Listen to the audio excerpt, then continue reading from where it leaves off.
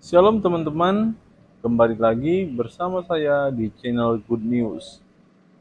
Di dalam channel ini kita akan membahas tentang iman kekristenan.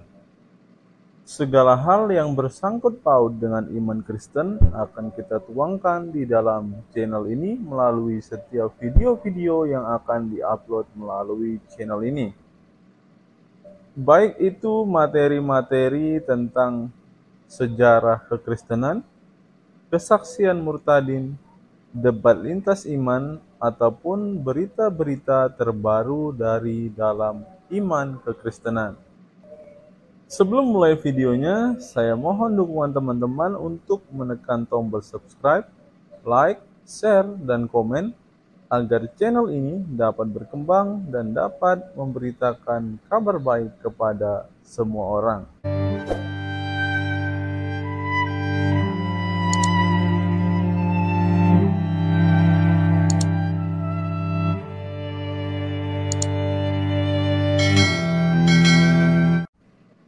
Sebelum mulai video ini, ada baiknya teman-teman menyeduh kopi terlebih dahulu, agar dalam menyaksikan setiap video dari dalam channel ini, teman-teman tidak mengantuk, dan teman-teman bisa fokus untuk menyimak setiap video-video yang akan diupload melalui channel ini.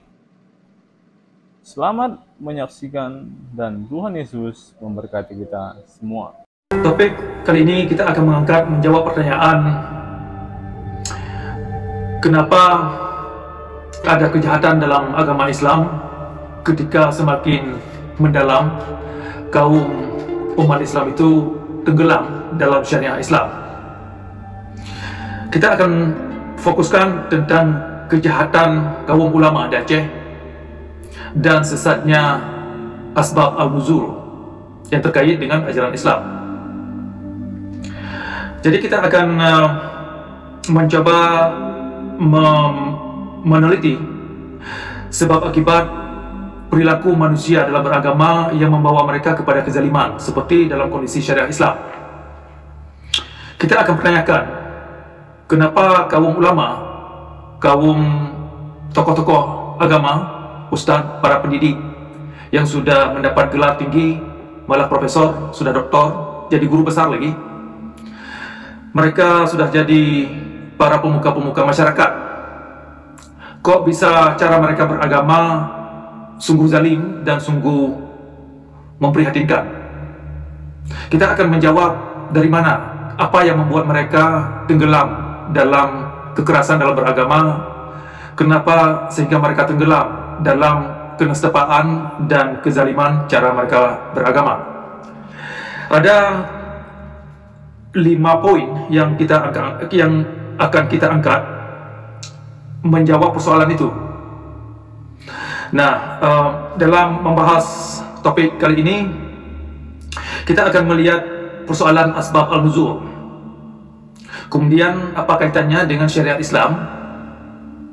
Dan kita akan menjawab bagaimana kaum ulama ini terperangkap dalam doktrin yang mereka anut. Dalam hal ini, kitab Sahih Al-Bukhari dan Sahih Muslim, ini diantaranya.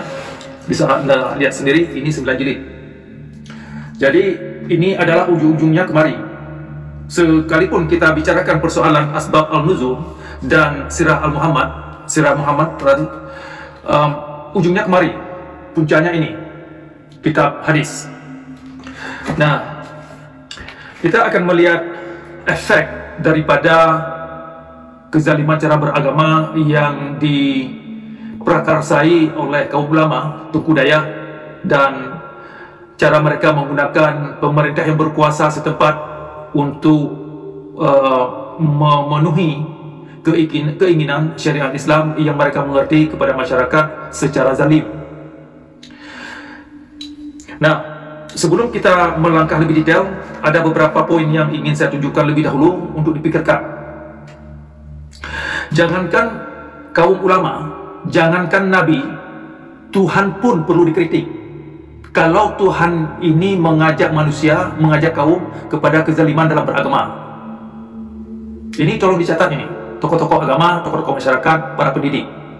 Jangankan kaum ulama, jangankan Nabi, dalam hal ini Nabi Muhammad, Tuhan pun perlu dikritik, wajib dikritik kalau ajaran Tuhan ini mengajak kaum kepada kezaliman dalam beragama. Ini tolong dipikirkan persoalan ini oleh segenap masyarakat. Dalam pada ini ayat 135 surah An-Nisa itu dikatakan yang intinya kita wajib mengkoreksi, kita wajib mengkritik demi keadilan, walaupun itu adalah hal-hal yang berkenaan dengan Tuhan, walaupun itu berkenaan dengan ajaran-ajaran sunnah Nabi yang disinyalir datangnya dari Nabi Muhammad yang tertulis dalam kitab hadis seperti ini. Untuk Anda tahu, isi kitab ini bukan ditulis oleh sesosok Nabi Muhammad yang dimaksud, tetapi menurut sepulan didengar oleh sepulan, yang akan disampaikan oleh sepulan, dikira dikatakan pulan-pulan. Ya demikian, ini adalah sekumpulan konspirasi teori, atau dengan kata lain, cerita-cerita berdongeng. Nah, itu isi yang ada di dalam kitab hadis. Jadi, ayat 135 tadi yang saya sebutkan, yang datangnya dari surah An-Nisa, surah 4, yang intinya mengajak kita ini untuk menegakkan keadilan demi keadilan. Yang paling utama adalah keadilan, kebebasan, kemerdekaan kita berpikir, persoalan manusia dengan Tuhannya atau Sang Penciptanya. Jadi perlakuan tokoh ulama, tokoh masyarakat dalam beragama yang mengacu masyarakat kepada kekerasan, kezaliman dalam beragama, ini perlu dikritik. Meskipun itu terkait dengan Nabi yang ada dalam agama tersebut. Tidak ada seorang pun atau Nabi pun yang lepas daripada kritikan. Jangankan Nabi, Tuhan wajib dikritik kalau ajaran Tuhan itu mengacu umat kepada kekerasan dalam beragama dan pertumpahan darah. Nah, itu tadi sudah saya sebutkan latar belakang inspirasi daripada topik kali ini mengenai kewajiban kita untuk terus mengedukasi masyarakat, terutama kaum muda, untuk lebih jeli dan lebih waspada, lebih punya kesadaran apa yang mereka anut dan ajaran-ajaran yang mereka terima dari yang katanya ulama dalam kata petik atau tokoh daya.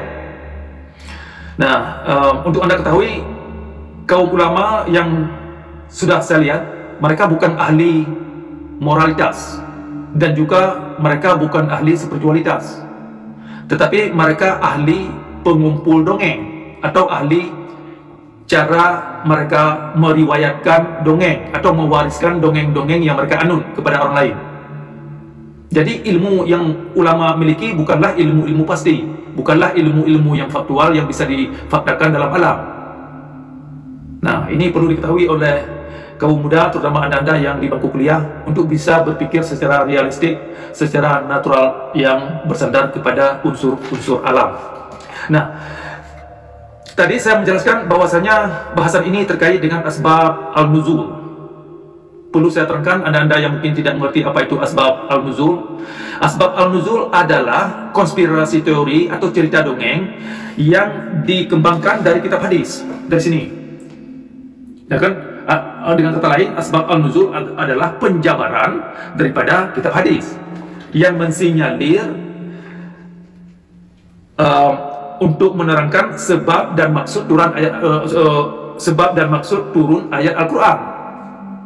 Jadi cerita yang ada asbab al-nuzul, kitab asbab al-nuzul adalah cerita berdongeng yang mensinyalir, yang menggambarkan sebab akibat atau sebab dan maksud turun ayat Al-Quran. Oke, itu tujuan dan isi inti daripada asbab al-nuzul. Nah, sedangkan syariat Islam, ini saya terangkan definisinya untuk anda-anda yang mungkin kurang mengerti apa itu syariat yang ada dalam kerangka dan koridor agama Islam. Syariat Islam adalah bersandar kepada kitab fikih, terutama kitab fikih itu juga bersandar kepada kitab hadis ini. Yang ini ujung-ujungnya kemari, baik kita bicarakan soal kitab fikih, baik kita bicarakan soal asbab al-nuzul, baik kita bicarakan sirah Muhammad, kaitannya ini ke sini.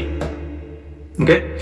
Jadi syariat Islam adalah untuk menjustifikasi ilmu dongeng kepada kezaliman dalam beragama dengan mereferensikan kepada asbab al-nuzul itu tadi.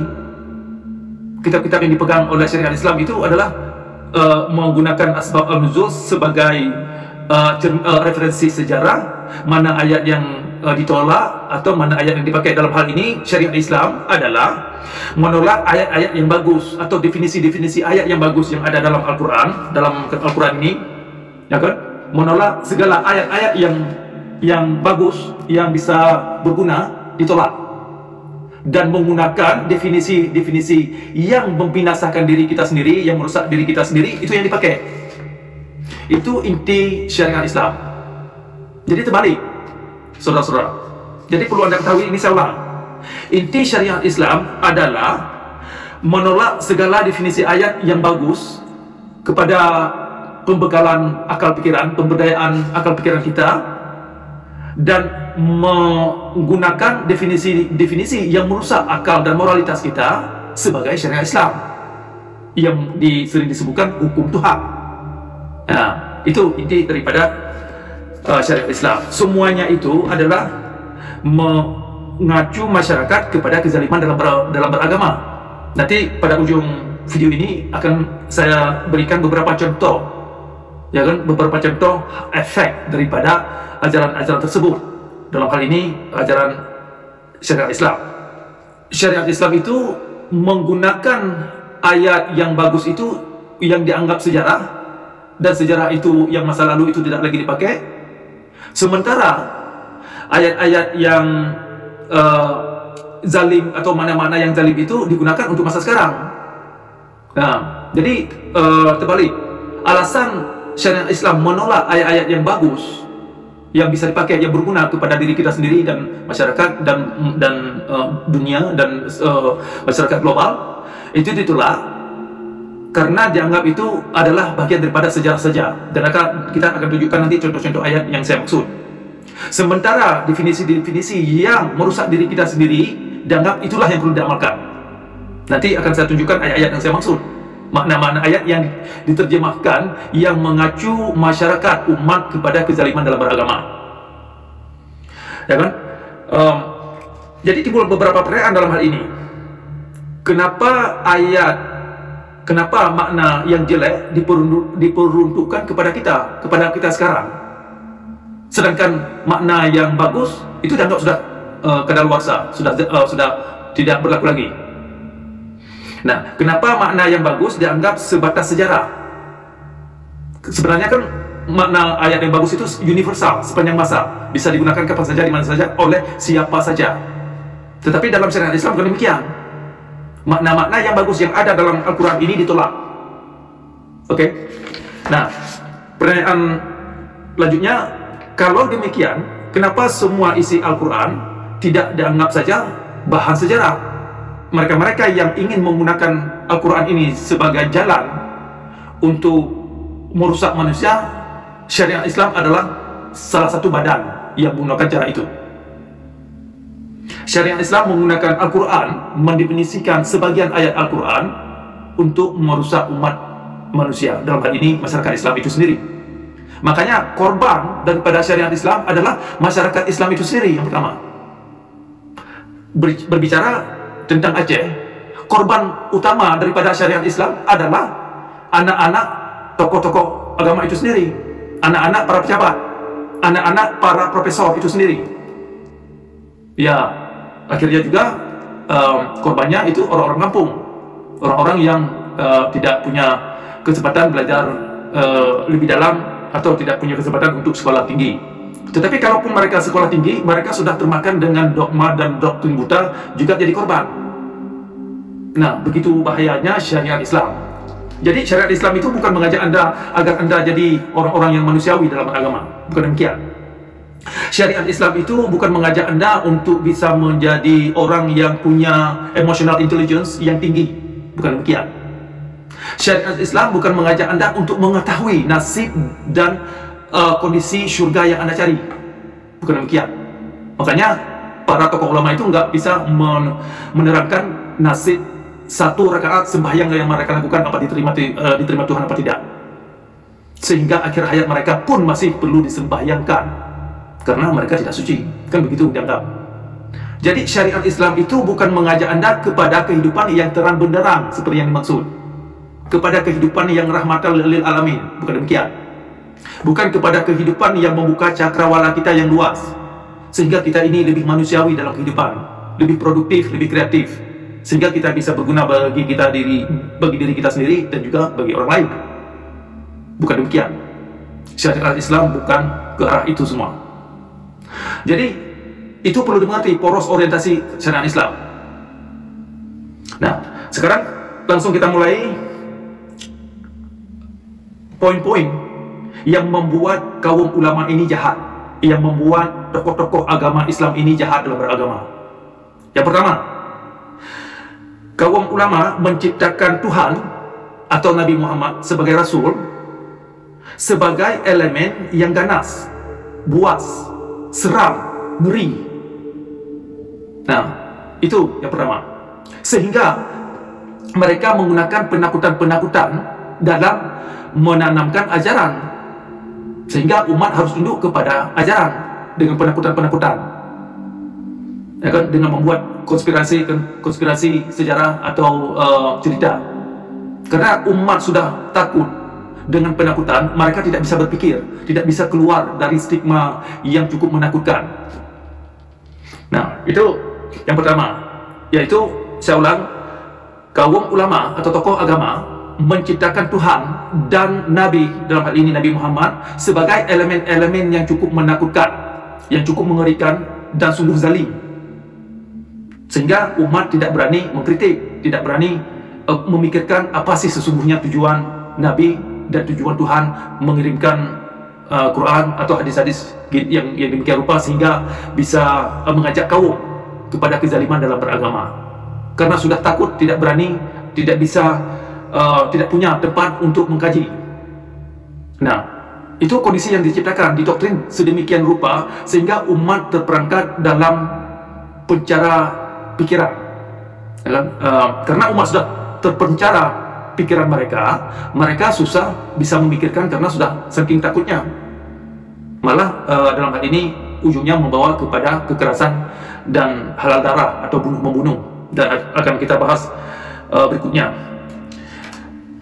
Kemudian yang kedua, umat dalam hal ini yang kedua, kaum ulama menyerukan umat untuk mencintai Nabi tersebut, Nabi yang mereka ciptakan, dan membelanya dengan cara membunuh sesama, dengan cara mengancam sesama, dengan cara bakar-bakar rumah atau bakar-bakar harta benda, ya kan? Demi membela Nabi yang dimaksud. Siapa-siapa yang mengkritik ajaran agama berarti dia sudah menistakan agama, termasuk menistakan Nabi atau menghina Nabi. Nah, jadi cara ulama menciptakan ini menyerukan umat untuk mencintai Nabi Muhammad lebih daripada dirinya, sedangkan Nabi yang dimaksud adalah mengajak mereka kepada kezaliman. Nah, ini satu dogma buta yang sungguh ngeri, yang sungguh mengerikan. Di satu sisi kita disuruh mencintai Nabi sebagai Rasul yang disinyalir sebagai utusan Tuhan, sedangkan ajaran Nabi itu mengajak kaum kepada kezaliman, bunuh-membunuh, halal darah, ya kan, dalam beragama demi menegakkan agama atas nama Tuhan, dalam hal ini agama Islam. Jadi itu poin yang kedua.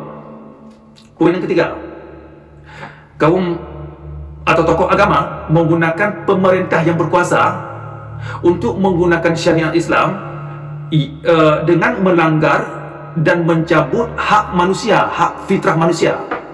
Kita tidak bisa berpikir. Kita tidak bisa berpikir di luar apa yang telah digariskan oleh kitab ini, atau apa yang digariskan dalam kitab fikih, atau apa yang telah digariskan dengan sejumlah ayat-ayat Al-Quran yang merusak sejumlah makna ayat Al-Quran yang miring, yang merusak diri kita sendiri. Nah, dengan menggunakan pemerintah yang berkuasa, kaum ulama punya power lebih luas, sehingga ketika masyarakat mengkritik kandungan syariat Islam, itu yang memvonis masyarakat adalah pemerintah. Jadi ulama itu di belakang layar.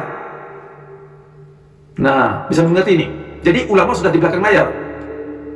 Ulama yang mendalangi sebagai dalang pemerintah yang berkuasa.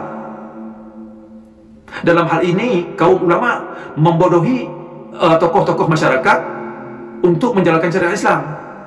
Makanya kenapa tokoh Aceh itu bisa dibodohi oleh kaum ulama?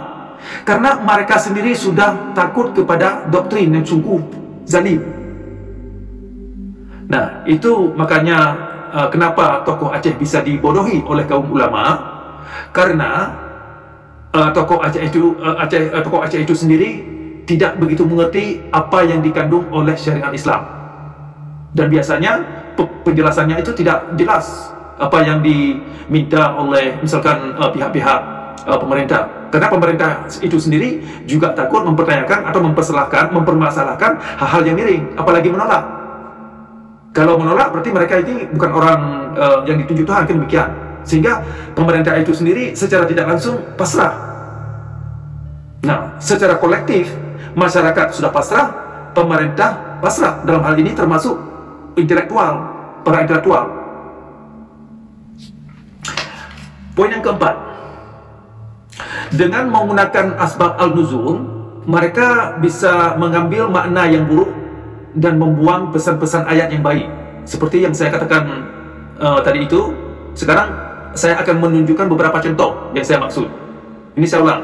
Dengan menggunakan asbab al-nuzul atau latar belakang sebab dan tujuan turunnya ayat Al-Quran, mereka bisa mengambil makna ayat yang buruk sebagai syariat Islam dan membuang pesan-pesan ayat Al-Quran ini yang bagus, ya kan? Sebagai dalil bahwa ayat yang bagus itu sudah kadaluarsa, bagian dari sejarah masa lalu, tidak perlu lagi. Sekarang yang penting dipikirkan adalah ayat-ayat yang merusak diri. Kan demikian. Nah, ini contoh beberapa ayat yang ditolak oleh syariat Islam. Ayat 256 surah Al-Baqarah, perkara la ikraha fid din. Tidak ada paksaan dalam beragama, termasuk orang Islam yang lahir dalam agama Islam itu sendiri. Tetapi ditolak karena asbab an-nuzul bisa menangkis ayat ini tidak lagi berlaku. Bisa menangkis ayat ini dengan alasan ini ayat sejarah saja pada masa lalu, atau dipakai sebagai untuk mengundang orang masuk Islam saja. Ketika orang Islam sudah masuk Islam, ketika orang masuk Islam tidak bisa keluar karena ayat ini tidak lagi berlaku. La ikraha fid din itu tidak lagi berlaku. Jadi dipakai sebatas untuk mengundang orang yang belum Islam untuk masuk Islam, atau dipakai ketika mereka masuk Islam, ayat ini dipakai sebagai sejarah. Begitu liciknya asbab al-nuzul, atau begitu liciknya syariat Islam. Ya kan? Kemudian contoh ayat lagi, ayat 179 surah Al-A'raf dan ayat 36 surah Al-Isra, yang menyuruhkan umat untuk berpikir pakai akal pikiran, pakai hati, pakai indera. Kita ini diberi indera, kita ini diberi akal. Tapi ayat ini ditolak, tidak boleh dipakai. Jangan pakai akal, pakailah percaya buta. Apa yang digariskan dalam kitab hadis, percaya aja. Jangan tanyakan, jangan pertanyakan, jangan permasalahkan, ikut saja. Jadi ayat 179 dari surah Al-A'raf dan ayat 36 surah Al-Isra yang mengatakan ayat ini seperti saya katakan tadi, mengajak kaum untuk pakai akal pikiran. Jangan kamu ikut yang kamu tidak mengerti. Okay? Jangan kamu ikut yang tidak kamu mengerti. Itu bisa Anda baca di ayat 36 surah Al-Isra. Tetapi ayat-ayat yang demikian rupa ini ditolak. Syariat Islam itu mengajak kaum agar jangan pakai akal, pakai percaya buta. Percaya buta, pokoknya yakin saja. Ya kan? Begitu caranya. Nah, kemudian contoh lagi, ayat 42 dan 43 dari surah Al-Baqarah yang mengatakan jangan kamu campur aduk yang fakta dan yang tidak fakta. Kalau yang fakta katakan fakta, yang tidak fakta katakan yang tidak fakta, jangan campur aduk. Dan hal yang demikian agar menjadi bagian daripada solat. Aqimus shalah, tegakkan kebenaran, tegakkan pernyataan-pernyataan yang faktual dalam alam, mana untuk kita bisa mengerti mana yang berdongeng, mana yang tidak, mana yang faktual, mana yang tidak. Tetapi ayat 42, 43 surah Al-Baqarah itu ditolak syariat Islam. Okay? Dalam syariat Islam itu sangat tidak dianjurkan untuk berpikir secara rasional. Makanya sering kita dengar ceramah-ceramah orang-orang yang mempromosikan hadis atau kitab-kitab Ahlussunnah, itu kan cerita-cerita dongeng, cerita-cerita yang tidak bisa difaktualkan dalam realitas alam, yang hanya mengandung hipotesis dari hipotesis yang lain. Sedangkan hipotesis di antara hipotesis yang dimaksud tidak ada di antaranya yang bisa difaktualkan dalam realitas alam. Tetapi karena sudah menjadi bagian daripada akidah, modal akidah, percaya buta itu digunakan sebagai modal akidah, maka cerita-cerita berdongeng, konspirasi teori itu dijadikan bahan utama ajaran atau bahan dakwah untuk mendirikan syariat Islam. Sehingga masyarakat terdoktrin, terdogma, terbiasa dengan berbohong dalam mengungkapkan sebuah pernyataan dalam koridor agama atau dalam butir-butir doktrin agama. Mereka tidak segan-segan membuat pernyataan bikin-bikinan yang cerita-cerita yang dibuat-buat dan tidak punya tanggung jawab apa-apa untuk membuktikan pernyataan mereka, karena itu sudah menjadi bagian daripada iman. Asal bikin saja itu hadis perkara. Mereka tidak punya beban untuk membuktikan pernyataan mereka, sehingga kebiasaan berbohong demi agama itu sudah menjadi standar. Tidak lagi hal yang merasa risih, malah mereka bangga kalau Anda perhatikan, ya kan? Nah, kemudian ayat yang bagus yang ditolak oleh syariat Islam, ayat 62 surah Al-Baqarah, yang mengatakan siapa-siapa yang melakukan amal saleh, kerja-kerja yang baik, baik mereka orang Hindu, orang Buddha, orang Kristen, orang Yahudi, orang apa saja, ya kan, baik orang hitam, orang kulit putih, orang Cina, orang waria, apapun jenis kelamin mereka, siapa-siapa manusia yang melakukan kerja baik, maka mereka dijamin surga. Itu ayat 62 surah Al-Baqarah. Mereka digaransi jaminan security, kenyamanan, dijamin surga. Tetapi ayat ini ditolak oleh syariat Islam. Karena kenapa? Karena ini adalah membicarakan pesan-pesan yang cukup universal, pesan-pesan yang mengandung kemanusiaan, yang mengandung keadilan, ya kan? Nah, makanya syariat Islam hal yang demikian itu ditolak. Makanya dalam syariat Islam tidak ada istilah hak asasi manusia di sana. Tidak ada kebebasan dan kemerdekaan berpikir. Lanjut. Contoh ayat-ayat yang bagus yang saya maksud, ayat 170 surah Al-Baqarah yang mengatakan jangan kamu ikut agama orang tuamu kalau orang tuamu itu sendiri tidak mengerti apa yang mereka lakukan. Ini kan jadi peringatan ini bagi anak-anak yang muda-muda ini. Coba simak sendiri ayat 170 surah Al-Baqarah. Jangan kamu ikut agama atau tradisi orang tuamu, sedangkan orang tua kamu itu sendiri tidak mengerti apa yang mereka lakukan. Nah, ini penting bagi anda yang muda-muda ini yang masih sekolah. Makanya orang Aceh itu yang mempertahankan adat Endatu, ya kan, sering dikatakan itu ada Endatu atau agama Endatu demi Endatu, itu sungguh menjerumuskan dalam persoalan pendidikan. Karena kalau kita hanya menerima ajaran-ajaran Indatu itu hanya karena datangnya dari Indatu tanpa memikirkan apa sih isinya. Kalau memang baik, oke. Kalau memang bermanfaat, itu nggak masalah. Persoalannya tidak bermanfaat, malah menjerumuskan karena mengandung ilmu-ilmu hitam, ilmu-ilmu yang tidak bisa dimengerti oleh akal pikiran. Itu kan sebenarnya ayat yang cukup bagus sebagai peringatan untuk mengingatkan kita, untuk membuat kita terjaga, tersadar dalam tradisi doktrin-doktrin buta yang sudah datang dari nenek-nenek moyang kita, dari orang tua, dari kakek-kakek kita.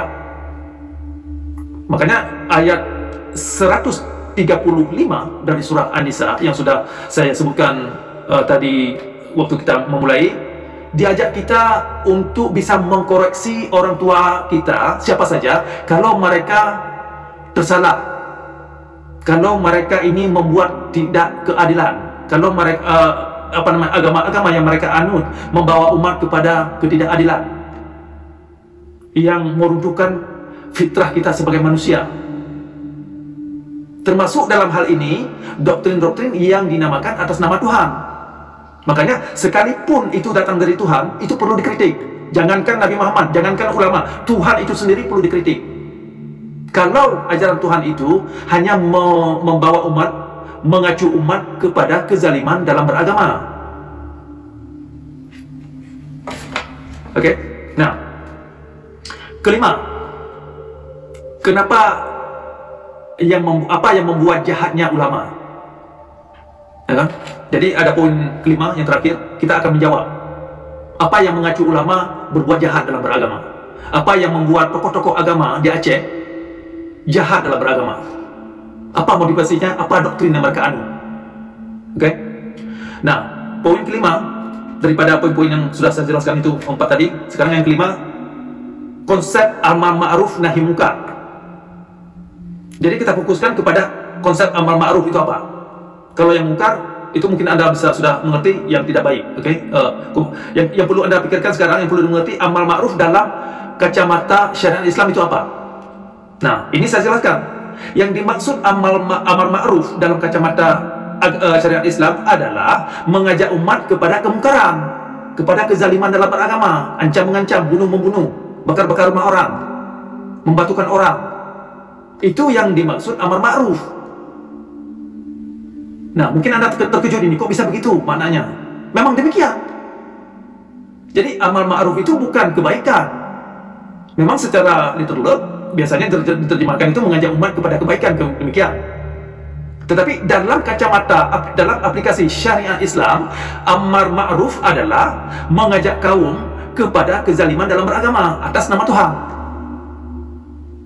Nah, ini konsep doktrin syariat Islam untuk Anda bisa mengerti. Makanya Anda bisa lihat kok kaum ulama rajin sembahyang, rajin puasa, pergi haji, umrah, ya kan, dan mengerjakan ritualitas sembahyang yang luar biasa banyak. Kok perilaku mereka itu mengerikan? Berkawan saja kita ngeri. Nah, kenapa kok bisa demikian? Nah, jawabnya karena yang dimaksud hal-hal yang biasanya kita mengerti, misalkan suri teladan, ternyata yang dimengerti mereka suri teladan bukan perangai-perangai yang baik, bukan perangai-perangai kasih sayang antara sesama, bukan perangai-perangai saling menghormati dan saling bahu-membahu dalam mencari kebenaran, bukan demikian. Yang dimaksud suri teladan adalah perangai-perangai yang beringas, perangai-perangai yang ganas, yang buas, yang berani mengancam orang atas karena berbeda pendapat atas nama Tuhan. Itu yang dianggap aswatun hasanah atau suri teladan. Makanya definisi itu perlu dipikirkan, kok bisa terbalik? Memang terbalik. Nah, sekarang ini saya tunjukkan. Coba lihat, sahih. Akan di kitab ini. Sahih Al-Bukhari. Sahih artinya bukan otentik. Oke, coba diperhatikan. Memang diklaim sahih. Yang dimaksud sebagai otentik. Tetapi di dalamnya, kalau Anda baca, tidak otentik, tidak faktual. Di dalamnya isinya adalah konspirasi teori atau cerita-cerita berdongeng. Jadi sahih dalam koridor atau dalam kacamata Islam, dalam aplikasi, bukan arti otentik. Sahih artinya berdongeng. Nah, itu tolong dicatat. Nah, jadi itu 5 poin sudah kita jabarkan dan bahaskan apa yang mengacu kaum ulama, pembudaya, dan tokoh-tokoh Aceh bisa begitu zalim dalam beragama. Nah, itu sudah terjawab, ya kan? Apa yang saya paparkan barusan sudah terjawab. Dan ini panjang, nanti bisa jabarkan pada kali lain. Tetapi secara ringkas dulu, itu seluk-beluk yang membawa kaum ulama, yang membawa tokoh-tokoh agama, tokoh-tokoh Aceh, termasuk pembudaya dalam hal ini, termasuk guru-guru agama, yang mengacu mereka kepada kekerasan dan kezaliman dalam beragama, Ya, itu sebab-sebabnya, karena cara mereka memahami cara mereka menggunakan Al-Quran itu yang sudah terbukti nyata dalam alam, bukan kepada pencerahan, bukan kepada untuk membuka akal pikiran kita, bukan kepada untuk mengangkat maruah dan spiritualitas kita, dan bukan untuk mengangkat daya nalar kita untuk bisa luasnya cakrawala cara kita berpikir. Bukan demikian, terbalik. Makanya dalam koridor, dalam payung Ahlus Sunnah, ajaran-ajaran Ahlus Sunnah tidak bisa menciptakan tokoh-tokoh seperti Ibnu Sina, Ibnu Rushd, Al-Khawarizmi, Al-Kindi, atau Rumi. Itu tokoh-tokoh itu sudah dianggap murtad oleh tokoh-tokoh lain, diantaranya Al-Ghazali. Ya, jadi makanya ini penting sekali dimengerti. Al-Ghazali itu yang saya mengerti adalah tokoh yang menolak kebebasan berpikir, kemerdekaan berpikir. Al-Ghazali adalah pelapor yang menjagokan syariat Islam itu. Cerita-cerita dongeng, kemudian kekerasan dalam beragama, dan ya ujungnya untuk mengingkari kondisi alam ini, kondisi kenyataan dalam alam. Jadi masyarakat Islam yang menganut Ahlus Sunnah atau pemikiran Al-Ghazali itu kan sering hidup berhalusinasi. Jadi kenyataan dalam alam ini diingkari. Nah, itu masalahnya, sehingga masyarakat Islam itu terus terpuruk dalam kegelapan dan kenestapaan. Nah, sebelum saya tutup, saya akan menunjukkan beberapa contoh efek yang terjadi atas kaum yang mereka kerjakan atas nama syariat Islam. Persoalan kebakaran atau terbakarnya gereja di Singkil.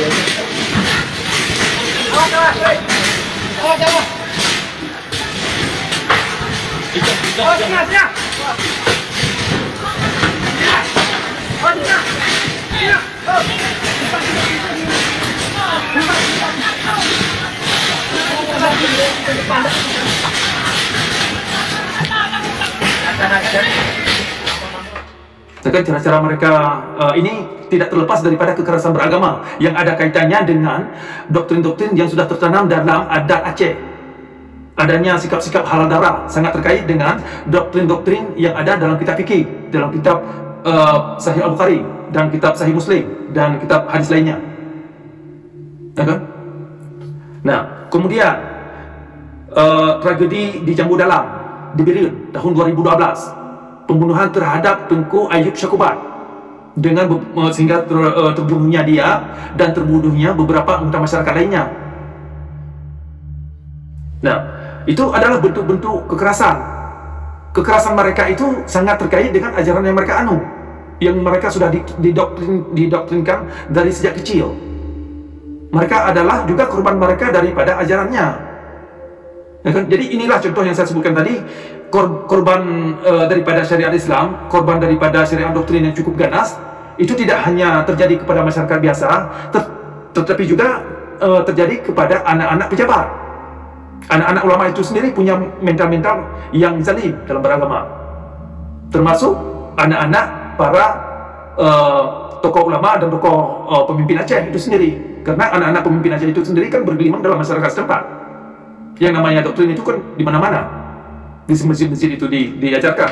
Nah, kemudian contoh lagi, pembakaran Muhammadiyah, pondok Muhammadiyah di Samalanga. Padahal itu kan Muhammadiyah kan tidak begitu jauh beda dengan masyarakat, dengan pemikiran Ahlussunnah. Tetapi kok bisa dibakar, kok bisa mengalami ancaman yang demikian?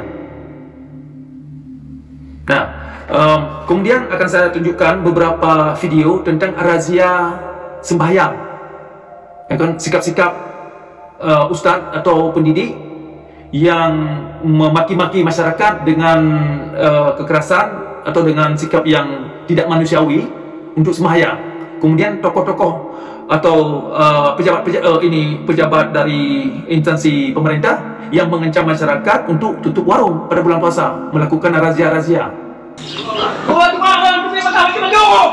Satu bilik orang orang punya makan dulu. Kau dah bayar, kita tuan tahu dulu. Baik mah dulu. Aduh, kita tak tahu dulu. Timun mana yang sudah le? Wajah, aduh dia baik mah dulu. Paling dah bunuh orang baru ada non, baik mah dulu.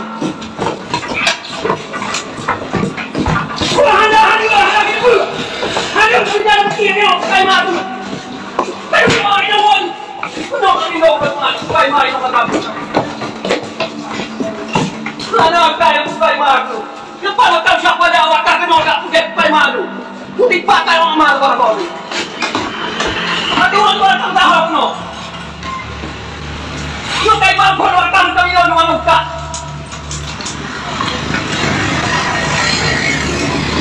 Tak penting orang ini kan, mana? Media akan maju. Ya, lihat kopi kalau siapa dah.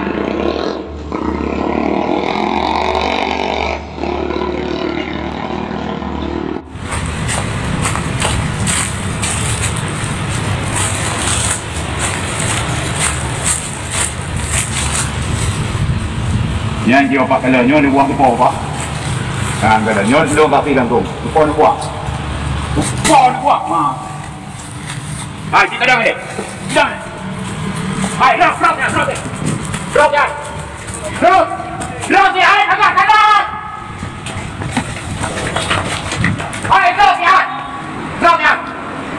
Hai. Drop ya. Apa yang mana ni? Drop ya, drop you.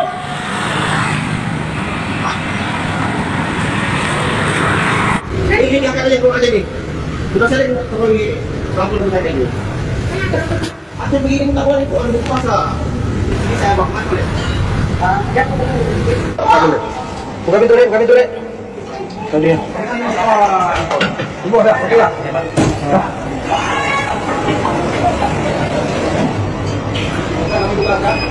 Ini kalau Pak. Buka. Bisa apa? Saya kan nggak umum, Pak. Betul. Udah. Dari itu, Bos.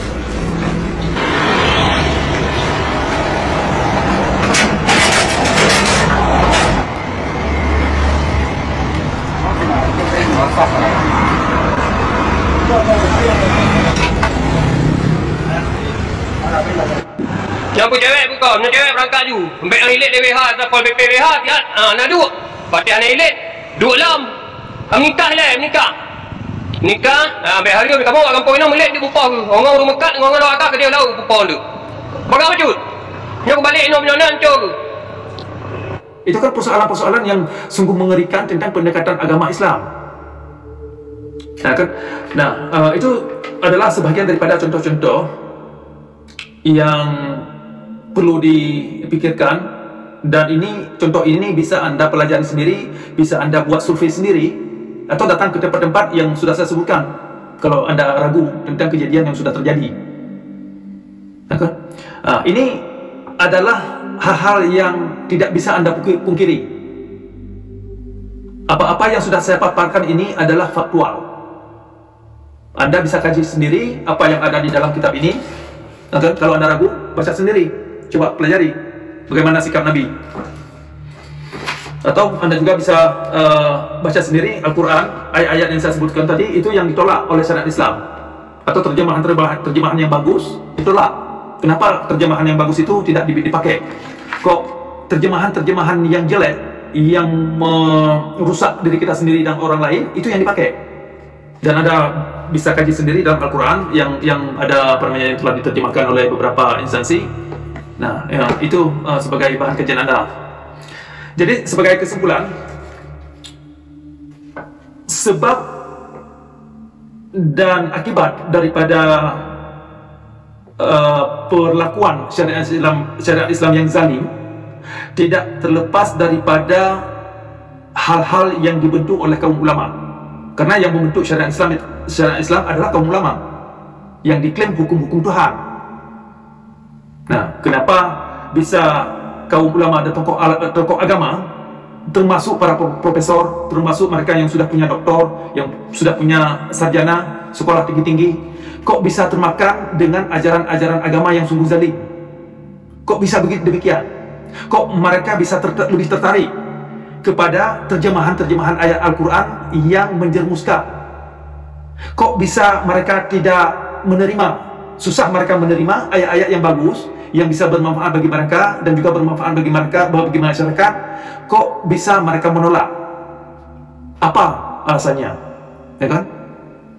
Memang sudah dari pola pikir mereka. Kalau mereka dalam beragama, tujuan mereka beragama adalah untuk melakukan kezaliman, maka bahan terjemahan dalam Al-Quran yang miring itulah yang mereka pakai, terutama ayat-ayat atau narasi-narasi yang ada dalam kitab fikih dan kitab hadis, termasuk sirah Al-Muhammad. Nah, makanya saya ajak kaum muda Anda semua ini untuk bisa mencamkan bahwasanya sesuatu yang Anda tanam di dada itu akan keluar, tidak bisa Anda sembunyikan. Karena dari buahnya Anda akan tahu siapa mereka. Makanya orang-orang ulama yang bilang, oh saya ini orang Islam, usung-usung Quran, usung-usung hadis, saya ini orang baik-baik, belum tentu, saudara. Lihat dulu perangainya, cara mereka memperlakukan masyarakat, cara mereka beragama, cara mereka bicara, ya kan? Cara mereka bertindak. Coba lihat konsep, kualitas pola pikir mereka, ya kan? Jangan terbuai, jangan tertipu dengan slogan. Nah, ini perlu dipikirkan oleh Anda-Anda yang masih dalam pendidikan. Ini adalah bagian daripada pendidikan Anda. Nah, tolong berpikir kritis. Upayakan mencari hal yang fakta sebagai patokan substansi kebenaran. Jangan asal terima gosipan atau cerita gosipan yang katanya dari sepulan, datangnya dari pulang-pulang, dari kitab pulang-pulang, dari syekh pulang-pulang, dari mazhab pulang-pulang, dan seterusnya. Coba pikirkan substansi yang dikatakan itu apa. Jangan hanya percaya buta, jangan hanya ikut demi iman, demi akidah, dan percaya buta itu sebagai modal akidah. Sekali lagi, kalau percaya buta kepada yang tidak Anda mengerti sebagai modal akidah, maka inilah doktrin-doktrin yang dijerumuskan. Kita semua tahu bahwa banyak sekali orang di luar sana yang tidak percaya dengan kebangkitan Kristus, kematian Kristus, bahkan penyaliban Kristus pun direkayasa oleh mereka dengan berkata bahwa Kristus telah diserupakan. Padahal kita tahu bersama bahwa Alkitab secara mutlak menuliskan semua kehidupan Kristus ketika ia ada di dunia. Tetapi sampai saat ini pun masih banyak sekali orang yang mendustai atau memutarbalikkan suatu fakta dan sejarah yang tertulis dan diakui oleh banyak sekali orang-orang sebelum Nabi Muhammad. Dan sampai hari ini pun masih banyak sekali polemikus-polemikus yang memutarbalikkan fakta-fakta tentang kebangkitan, kematian, dan penyaliban Kristus. Berikut ini beberapa dokumen kuno di luar Alkitab yang mencatat peristiwa kehidupan, kematian, dan kebangkitan Yesus Kristus, di mana tulisan-tulisan ini sudah ada sebelum Muhammad ada, sudah ada sebelum Islam ada. Bagaimana mungkin Muhammad dan umat Islam saat ini dapat mengklaim bahwa Yesus tidak pernah disalib? Bagaimana mungkin mereka bisa mengatakan bahwa Yesus diserupakan, bahkan Yesus tidak bangkit? Untuk itu, mari kita bungkam mereka dengan data-data, dengan pengakuan-pengakuan, serta dengan fakta-fakta mengejutkan tentang kehidupan, kematian, dan kebangkitan Yesus Kristus. Selamat menyaksikan. Cornelius Tacitus, tahun 55 sampai 120 Masehi, sejarawan terbesar Romawi kuno. Konsekuensinya, untuk menyingkirkan laporan ini, Nero semakin mengencangkan kesalahan dan menimpakan penyiksaan yang hebat pada golongan yang dibenci karena kejijikan mereka yang dinamai Kristen oleh kalangan umum. Kristus yang daripadanya nama itu berasal menderita penghukuman ekstrim selama masa pemerintahan Tiberius di tangan salah satu perwakilan penguasa kita, Pontius Pilatus, dan tahayul yang paling merusak yang diperiksa pada waktu itu tersebar lagi tidak hanya di Yudea, sumber awal dari kejahatan ini, tapi bahkan di Roma, di mana segala hal yang mengerikan dan memalukan dari setiap bagian dunia menemukan pusatnya dan menjadi populer. Dengan demikian, penangkapan dilakukan pertama kali kepada semua orang yang mengaku bersalah. Lalu melalui informasi mereka, sejumlah besar orang dihukum. Tidak sebesar kejahatan membakar kota seperti kebencian mereka terhadap umat manusia. Penghinaan dengan berbagai cara ditambahkan kepada kematian mereka. Diselimuti dengan kulit binatang, mereka dicabik-cabik anjing-anjing dan binasa, atau dipakukan pada kayu salib, atau ditempatkan dalam nyala api supaya terbakar sebagai terang cahaya malam ketika siang hari telah berakhir. Nero memberikan teman-temannya untuk tontonan ini dan mengadakan pertunjukan sirkus, sementara dia berbaur dengan orang-orang berpakaian pengendara kereta atau berdiri dengan sombong di atas kendaraan. Oleh sebab itu, bahkan bagi kriminal yang layak dihukum dengan ekstrim, sebagai contoh, timbullah perasaan belas kasihan. Karena itu bukan bagi kebaikan orang banyak seperti kelihatannya, tetapi untuk mengenyangkan kekejaman satu orang sehingga mereka dibinasakan. Selama masa penganiayaan para martir, salah satu kegemaran Nero adalah menjadikan orang-orang Kristen sebagai obor manusia, sehingga tamannya akan menyala terang pada waktu malam hari. Gaius Suetonius Tranquillus, kepala sekretaris Kaisar Hadrian. Karena orang-orang Yahudi Romawi menimbulkan kekacauan terus-menerus akibat hasutan Kristus atau Claudius mengusir mereka dari kota. Setelah kebakaran besar di Roma, setelah pemerintahan Nero, hukuman juga dijatuhkan kepada orang-orang Kristen, suatu sekte yang menganut kepercayaan baru yang mengacau. Flavius Josephus, sejarawan istana bagi Kaisar Vespasian. Pada waktu ini ada seorang bijaksana yang dinamai Yesus. Perbuatannya baik dan dia dikenal sebagai orang suci. Banyak orang di antara Yahudi dan bangsa lain menjadi murid-muridnya. Pilatus menghukum dia untuk disalibkan dan mati. Dan mereka yang telah menjadi murid-muridnya tidak meninggalkan pemuridannya itu. Mereka melaporkan bahwa dia menampakkan diri kepada mereka 3 hari setelah penyalibannya dan bahwa dia hidup. Oleh karena itu, dia mungkin Mesias. Yang mengenal dia, para nabi telah menceritakan keajaiban-keajaiban. Julius Africanus menulis pada sekitar 221 Masehi, menemukan kutipan dari tulisan-tulisan Thallus yang menulis sejarah Mediterranean Timur sekitar tahun 52 Masehi, yang berbicara tentang kegelapan yang menutupi bumi selama penyaliban Yesus. Thallus dalam buku ketiga dari catatan sejarahnya menjelaskan bagaimana kegelapan gerhana matahari tidak masuk akal seperti kelihatannya bagiku. Buku sejarah ketiga oleh Thallus ditulis oleh seorang ahli sejarah abad ketiga yang tidak mengenal Allah, melaporkan bahwa ada suatu kegelapan luar biasa yang membuat matahari tidak tampak selama beberapa jam pada waktu Paskah tahun 32 Masehi, yakni tahun penyaliban Yesus Kristus. Meskipun Thallus memperkirakan bahwa kegelapan ini merupakan akibat dari terjadinya suatu gerhana matahari, ahli astronomi manapun dapat membuktikan bahwa sama sekali tidak mungkin terjadi suatu gerhana matahari pada waktu itu, karena setiap hari raya Paskah pasti selalu jatuh pada saat bulan purnama.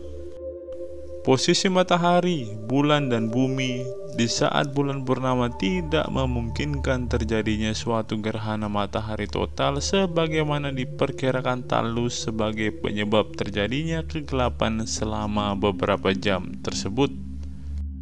Meskipun demikian, laporannya memberikan peneguhan bahwa dokumentasi perjanjian baru tentang peristiwa kegelapan ini adalah akurat. Pliny Muda, gubernur Romawi untuk Bitinia di Asia Kecil sekitar tahun 112 Masehi. Orang-orang Kristen ada kebiasaan bertemu pada hari tertentu sebelum hari terang, ketika mereka menyanyikan bait-bait himne lain kepada Kristus seperti bagi Allah, dan meningkatkan diri dengan ikrar yang sungguh-sungguh, bahkan untuk melakukan perbuatan jahat, tapi untuk tidak pernah melakukan penipuan, pencurian, atau perzinahan, untuk tidak pernah berbicara palsu atau menyangkali kepercayaan ketika mereka dipanggil untuk menyampaikannya. Setelah itu, kebiasaan mereka untuk memisahkan diri dan kemudian berkumpul untuk ambil bagian tentang makanan, tetapi makanan biasa dan jenis yang bersih.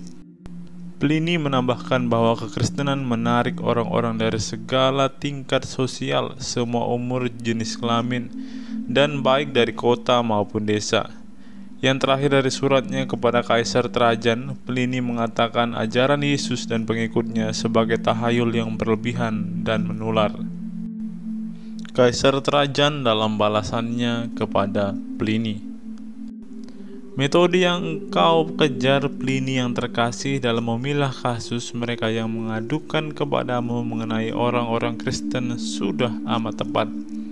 Tidak mungkin untuk meletakkan suatu aturan umum yang dapat diterapkan sebagai standar baku untuk semua kasus dalam kondisi yang seperti ini. Penyelidikan tidak perlu dilakukan kepada orang-orang ini, karena ketika mereka diadukan dan ditemukan bersalah, maka mereka harus dihukum dengan batasan. Namun ketika pihak ini menyangkal dirinya sebagai orang Kristen dan memberikan bukti bahwa dia bukan Kristen, yaitu dengan memuja dewa-dewa lain, dia akan diampuni dengan dasar pertobatan, meskipun dulunya menimbulkan kecurigaan. Informasi tanpa adanya nama penuduh tidak boleh diakui sebagai bukti terhadap siapapun. Karena itu menimbulkan preseden yang sangat berbahaya dan sama sekali tidak sesuai dengan semangat zaman ini. Kaisar Hadrian tahun 117 sampai 138 Masehi dalam surat kepada Minucius Pundanus, gubernur Asia. Aku tidak berharap oleh karenanya bahwa hal ini berlaku tanpa pemeriksaan, sehingga orang-orang ini bisa tidak diganggu dan tidak juga menawarkan kesempatan berbuat jahat kepada para pelapor.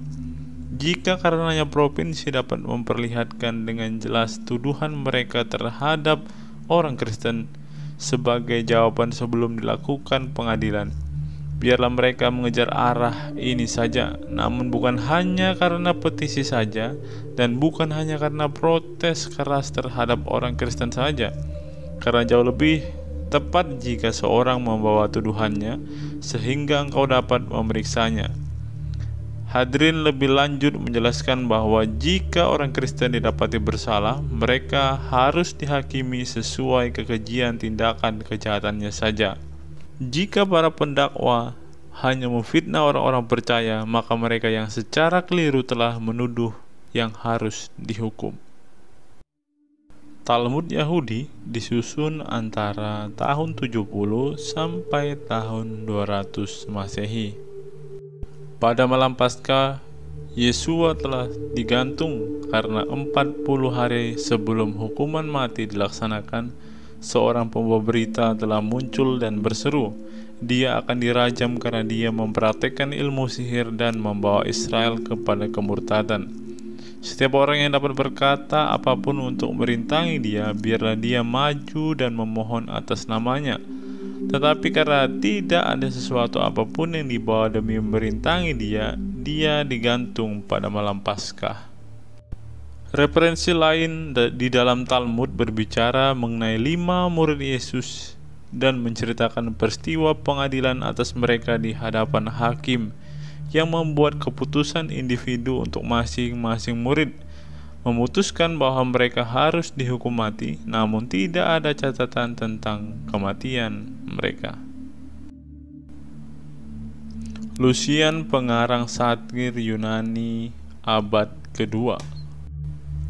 Orang Kristen, kamu tahu, menyembah seorang manusia hingga hari ini, seorang terkemuka yang memperkenalkan ritual baru mereka dan disalibkan karena hal itu.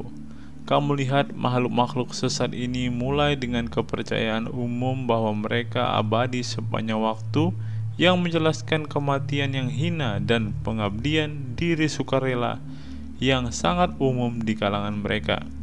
Kemudian dikesankan kepada mereka oleh pemberi hukum mereka yang mula-mula bahwa mereka semuanya adalah saudara dari saat mereka bertobat dan menyangkali dewa-dewa Yunani dan menyembah orang suci yang disalibkan dan hidup seturut hukum-hukumnya. Semuanya ini mereka terima hanya dengan iman, dengan akibat bahwa mereka memandang hina semua hal-hal duniawi, menganggapnya hanya sebagai harta benda biasa. Lucian juga melaporkan bahwa orang Kristen mempunyai tulisan suci yang sering dibaca. Ketika sesuatu terjadi pada mereka, mereka menghindari masalah tanpa biaya. Marabar Serapion dari Syria menulis antara tahun 70 sampai 200 Masehi dari dalam penjara untuk memotivasi anak laki-lakinya untuk meniru guru-guru bijaksana dari masa lampau. Keuntungan apa yang diperoleh orang Athena dengan membunuh Sokrates? Kelaparan dan tulah datang ke atas mereka sebagai penghakiman karena kejahatan mereka. Keuntungan apa yang diperoleh orang Samos dengan mengubur Pitagoras? Dalam waktu singkat, negeri mereka ditimbuni pasir. Keuntungan apa yang diperoleh orang Yahudi dengan menghukum mati raja mereka yang bijaksana? Sejak waktu itulah kerajaan mereka dilenyapkan. Allah dengan adil membalaskan ketiga orang bijaksana ini. Orang Athena mati kelaparan, orang Samos disapu lautan, orang Yahudi dihancurkan dan diusir dari negeri mereka, hidup di tempat yang tercerai-berai sepenuhnya. Tetapi Sokrates tidak mati untuk selamanya. Dia hidup dalam ajaran Plato. Pitagoras tidak mati untuk selamanya, dia hidup dalam patung Hera.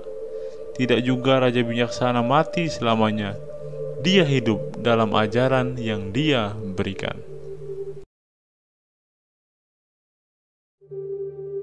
Injil kebenaran kemungkinan oleh Valentinus sekitar tahun 135 sampai 160 Masehi. Karena ketika mereka telah melihat dia dan mendengar dia, dia mengizinkan mereka untuk merasakan dia dan untuk mencium dia dan untuk menjamah anak yang dikasihi. Ketika dia menampakkan diri untuk memberi petunjuk kepada mereka mengenai Bapa. Karena dia datang dengan cara penampakan lahiriah, bagian lain meneguhkan bahwa anak Allah datang dalam daging dan firman itu datang ke tengah-tengah mereka, itu menjadi suatu tubuh. Yesus bertekun dalam menerima penderitaan karena dia tahu bahwa kematiannya adalah kehidupan bagi orang. Dia dipakukan ke kayu, dia menunjukkan keputusan Bapa di kayu salib. Dia membawa dirinya sendiri turun kepada kematian melalui hidup. Kekekalan menyelubungi dia. Melucuti dirinya sendiri dari kain yang akan musnah, dia mengenakan yang tidak akan musnah, yang tidak seorang pun dapat mengambilnya daripadanya. Apokripa Yohanes kemungkinan oleh Saturnius sekitar tahun 120 sampai 130 Masehi. Itu terjadi pada suatu hari ketika Yohanes, saudara Yakobus yang adalah anak-anak Zebedeus, naik dan datang ke bait suci ketika seorang Farisi bernama Arimanius mendekati dia dan berkata kepadanya, "Di manakah Tuhanmu dan engkau yang engkau ikuti?" Dan dia berkata kepadanya, "Dia telah pergi ke tempat dari mana dia datang." Orang Farisi berkata kepadanya, "Orang Nazaret itu menipu engkau dengan tipu daya yang memenuhi telingamu dan kebohongan dan menutup hatimu dan memalingkan engkau dari adat istiadat nenek moyangmu." Injil Thomas kemungkinan antara tahun 140 sampai 200 Masehi. Banyak berisi referensi kepada dan yang diduga kutipan-kutipan Yesus. Risalah kebangkitan oleh pengarang yang tidak jelas pada bagian akhir abad kedua kepada Reginos. Tuhan ada di dalam daging dan menyatakan dirinya sebagai anak Allah. Sekarang ini anak Allah, Reginos adalah anak manusia. Dia meliputi keduanya, memiliki kemanusiaan dan keilahian, sehingga pada satu sisi dia dapat mengalahkan kematian melalui keberadaannya sebagai anak Allah, dan di sisi lain melalui anak manusia, restorasi kepada pleroma dapat terjadi. Karena dia berasal dari atas, benih kebenaran sebelum seluruh bangunan alam semesta ini ada, pleroma seluruh kepenuhan kealahan. Karena kami telah mengenal anak manusia dan kami telah percaya bahwa dia bangkit dari antara orang mati, inilah dia yang kami katakan, dia menjadi kehancuran maut, sama seperti dia yang besar yang kepadanya mereka percaya, besarlah mereka yang percaya.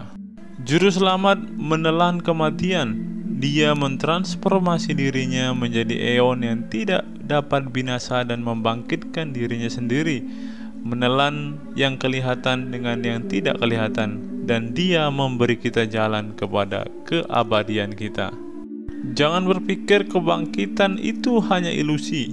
Itu bukan ilusi, tapi itu kebenaran. Bahkan lebih tepat untuk dikatakan bahwa dunia inilah ilusi dibandingkan kebangkitan yang menjadi nyata melalui Tuhan dan Juru Selamat kita, Yesus Kristus.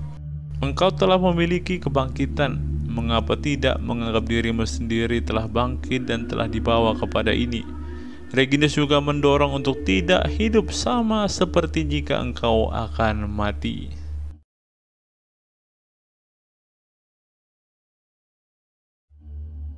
Perbuatan Pontius Pilatus dilaporkan dikirim dari Pilatus kepada Tiberius, dikutip oleh Justin Martir tahun 150 Masehi.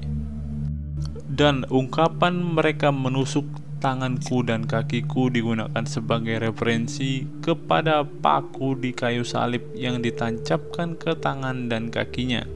Dan setelah dia disalibkan, mereka membuang undi atas pakaiannya dan mereka menyalibkan dia, membaginya di antara mereka. Dan bahwa hal-hal ini benar-benar terjadi pada engkau, pastikan sebagai perbuatan dari Pontius Pilatus.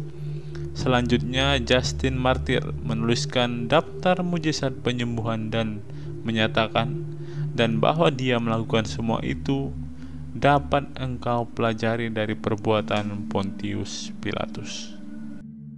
Phlegon yang lahir sekitar tahun 80 Masehi, seperti yang dilaporkan oleh Origen, menyebutkan bahwa Yesus memastikan berbagai nubuatan sudah digenapi.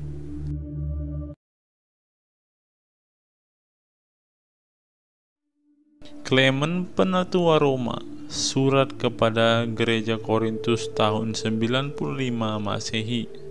Rasul-rasul menerima Injil bagi kita dari Tuhan Yesus Kristus. Yesus Kristus diutus oleh Allah. Jadi Kristus adalah dari Allah dan rasul-rasul adalah dari Kristus. Karena itu keduanya datang menurut kehendak Tuhan dan dalam urutan yang telah ditetapkan. Karena itu setelah menerima tuntutan dan telah diyakinkan sepenuhnya melalui kebangkitan Tuhan kita Yesus Kristus dan diteguhkan dalam firman Allah dengan kepastian penuh oleh Roh Kudus, mereka pergi dengan kabar baik bahwa kerajaan Allah akan datang. Jadi dengan mengajar dimanapun, baik di desa maupun di kota, mereka menetapkan buah-buah sulung ketika mereka telah membuktikannya oleh Roh untuk menjadi uskup dan diaken bagi mereka yang akan percaya. Ignatius, uskup Antioquia kepada Trallians tahun 110 sampai 115 Masehi. Yesus Kristus adalah keturunan Daud yang adalah anak Maria yang benar-benar dilahirkan dan makan dan minum, benar-benar dianiaya di bawah Pontius Pilatus, benar-benar disalibkan dan mati di hadapan mata mereka yang ada di surga dan yang ada di bumi dan mereka yang ada di bawah bumi. Yang terlebih lagi benar-benar telah dibangkitkan dari kematian. Bapaknya membangkitkan dia, yang dengan cara seperti itu juga membangkitkan kita yang percaya kepada dia. Dia benar-benar keturunan Daud secara lahiriah, tetapi anak Allah oleh kehendak kuasa ilahi, benar-benar dilahirkan oleh seorang perawan dan dibaptiskan oleh Yohanes sebagai seluruh kebenaran dapat dipenuhi oleh dia. Benar-benar dipakukan di dalam daging bagi kita di bawah Pontius Pilatus dan Herodes raja wilayah, yang olehnya kita menjadi buah, yaitu dari penderitaannya yang paling diberkati, supaya dia dapat menetapkan suatu panji-panji untuk segala zaman melalui kebangkitannya. Karena aku tahu dan percaya bahwa dia ada di dalam daging bahkan setelah kebangkitan, dan ketika dia datang kepada Petrus dan kawan-kawannya, dia berkata kepada mereka, "Jamahlah dan peganglah aku, dan lihatlah bahwa aku bukan setan tanpa tubuh." Dan segera mereka menjamah dia, dan mereka percaya telah menyatu dengan daging dan darahnya. Oleh karena itu juga mereka memandang hina kematian, bahkan mereka dihadapi oleh menang atas kematian. Dan setelah kebangkitannya dia makan bersama mereka dan minum bersama mereka. Ignatius, surat kepada Magnesian tahun 110 sampai tahun 115 Masehi. Hendaklah engkau sepenuhnya diyakinkan mengenai kelahiran dan penderitaan dan kebangkitan yang terjadi pada masa pemerintahan Pontius Pilatus, karena hal-hal ini benar dan telah dikerjakan oleh Yesus Kristus, pengharapan kita. Quadratus kepada Kaisar Hadrian sekitar tahun 125 Masehi. Perbuatan-perbuatan juru selamat kami selalu ada di hadapanmu, karena itu benar-benar mujizat. mereka yang disembuhkan, mereka yang dibangkitkan dari kematian, yang telah disaksikan tidak hanya ketika disembuhkan dan dibangkitkan, namun yang selalu ada. Mereka tetap hidup dalam waktu yang cukup lama, tidak hanya ketika Tuhan kami ada di bumi, namun demikian juga ketika Dia telah meninggalkan bumi, sehingga beberapa dari mereka juga masih hidup hingga ke zaman kita. Dia perlu dimanifestasikan di dalam daging. Dia memberitakan pengajaran kepada Israel dan melakukan begitu banyak keajaiban dan mujizat. Dan Dia amat sangat mengasihi mereka. Dia memilih rasul-rasulnya sendiri yang akan menyatakan Injilnya. Tetapi Dia sendiri menghendaki untuk menderita, karena itu perlu bagi Dia untuk menderita di tiang. Justin martir kepada Kaisar Antonius Pius sekitar tahun 150 Masehi. Setelah menceritakan kelahiran Yesus oleh seorang perawan di kota Bethlehem, dan bahwa garis keturunan lahirnya berasal dari suku Yehuda dan keluarga Ishar, Justin menulis ada sebuah desa di tanah Yahudi 35 stadia jauhnya dari Yerusalem, di mana Yesus telah dilahirkan, seperti yang dapat engkau pastikan juga dari daftar pajak yang dibuat di bawah Kirenius, kuasanya perwakilanmu yang pertama di Yudea. Dengan demikian, setelah Dia disalibkan, semua yang mengenalnya meninggalkan Dia, menyangkal Dia. Dan setelah itu, ketika Dia telah dibangkitkan dari kematian dan menampakkan diri kepada mereka dan mengajar mereka supaya membaca nubuatan di mana segala hal ini telah diberitahukan sebelumnya dan tetap digenapi. Dan ketika mereka telah melihat Dia naik ke surga dan percaya dan menerima kuasa yang dikirimkan oleh Dia kepada mereka dan pergi kepada setiap ras manusia, mereka mengajarkan semua hal ini dan dinamai rasul-rasul. Justin martir dalam dialog dengan Trypho sekitar tahun 150 Masehi. Karena pada waktu kelahirannya, orang Magi yang datang dari Arabia menyembah Dia. Pertamanya datang kepada Herodes yang dulunya berkuasa di negerimu. Karena ketika mereka menyalibkan Dia, menancapkan pakunya, mereka menusuk tangannya dan kakinya, dan mereka yang menyalibkan Dia membagi pakaiannya di antara mereka sendiri, masing-masing membuang undi untuk apa yang dia pilih dan menerimanya sesuai dengan hasil undian. Kristus mengatakan di antara kamu bahwa Dia akan memberi tanda Yunus, menasihati engkau untuk bertobat dari perbuatanmu yang jahat setidaknya setelah Dia bangkit kembali dari kematian. Namun engkau tidak hanya bertobat setelah engkau mengetahui bahwa Dia bangkit dari kematian, tapi seperti aku katakan sebelumnya, engkau telah mengirimkan orang-orang yang dipilih dan ditetapkan ke seluruh dunia untuk mengumumkan bahwa penyesatan yang tidak bertuhan dan di luar hukum telah bertumbuh dari Yesus, seorang penyesat Galilea yang telah kami salibkan, tetapi murid-muridnya mencuri Dia pada malam hari dari kubur, di mana Dia dibaringkan setelah diturunkan dari salib, dan sekarang menyesatkan orang-orang dengan menyatakan bahwa Dia telah bangkit dari kematian dan naik ke surga. Karena sesungguhnya Tuhan tetap berada di kayu salib sampai hampir petang, dan mereka menguburkan Dia pada waktu senja. Kemudian pada hari ketiga, Dia bangkit kembali. Melalui paparan ini saya berharap semua teman-teman semakin diperlengkapi dan dapat membungkam fitnah atau dongeng-dongeng para polemikus muslim yang selalu mengatakan bahwa Yesus tidak bangkit, Yesus dicuri, Yesus pergi ke India dan beranak cucu. Bungkamlah murid mereka dengan fakta-fakta dan data-data dari sumber-sumber sejarah yang jelas yang telah kita bukakan hari ini.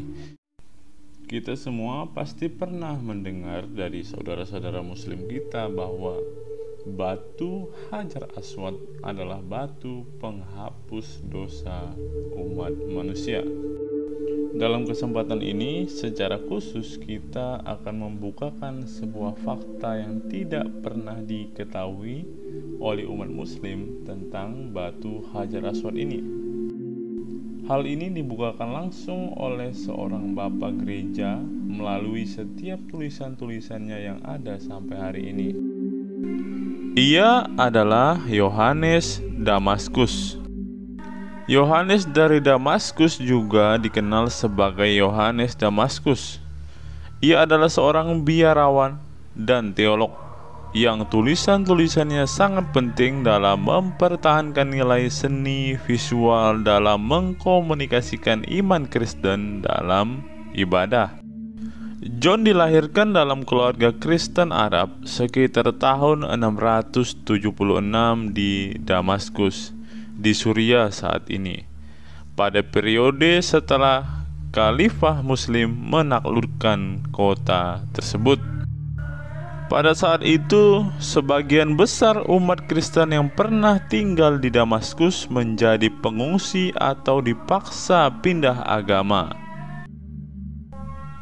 Keluarga John bagaimanapun telah bekerja sama dengan para penguasa Muslim setelah mereka mengambil alih kota, dan ayah John mempunyai posisi di istana kekhalifahan sehingga keluarga mereka diperbolehkan untuk tetap beragama Kristen. Ayah John memastikan bahwa putranya menerima pendidikan terbaik. Ayah John membekali putranya dengan seorang biarawan Kristen sebagai tutor, dan John muda yang cerdas menjadi sarjana astronomi, matematika, dan teks klasik Yunani dan juga Arab.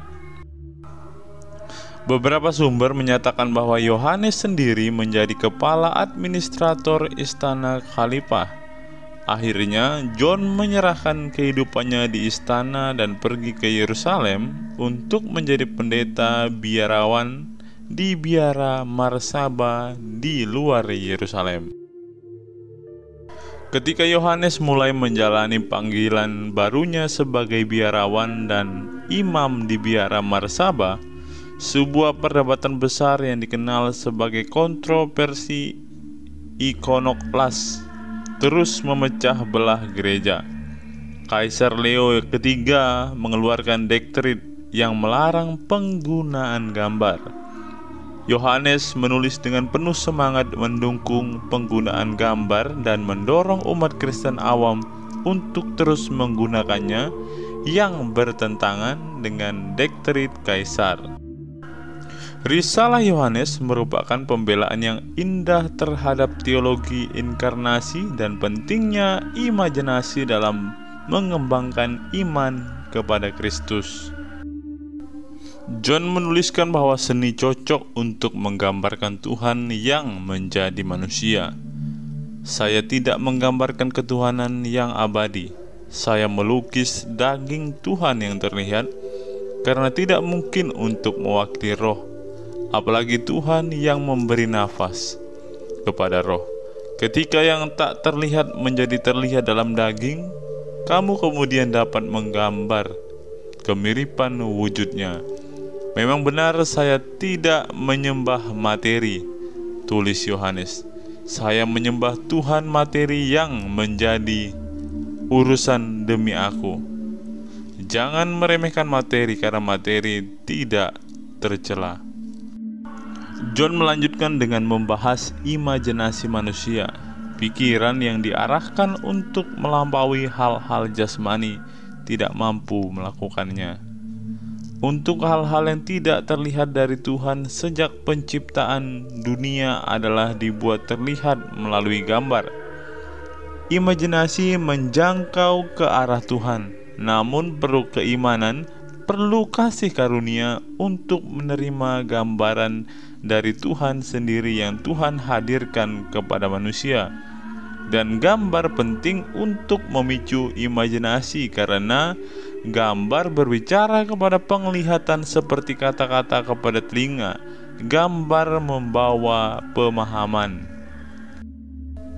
Setelah kita melihat secara singkat siapa sebenarnya Yohanes Damaskus ini, teman-teman, ia adalah seorang yang sangat berpengaruh dengan tulisan-tulisannya.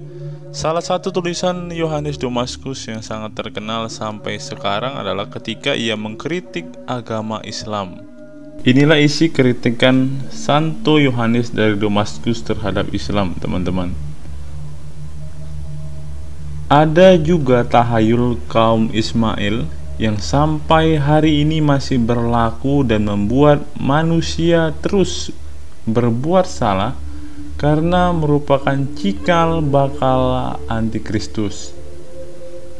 Mereka adalah keturunan Ismail yang lahir dari Abraham dari Agar, dan karena alasan inilah mereka disebut Agareni dan Ismail. Mereka juga disebut Saracen yang berasal dari Sara Kenoi atau miskin Sara. Karena apa yang dikatakan Agar kepada malaikat, Sara telah menyuruhku pergi dalam kemiskinan.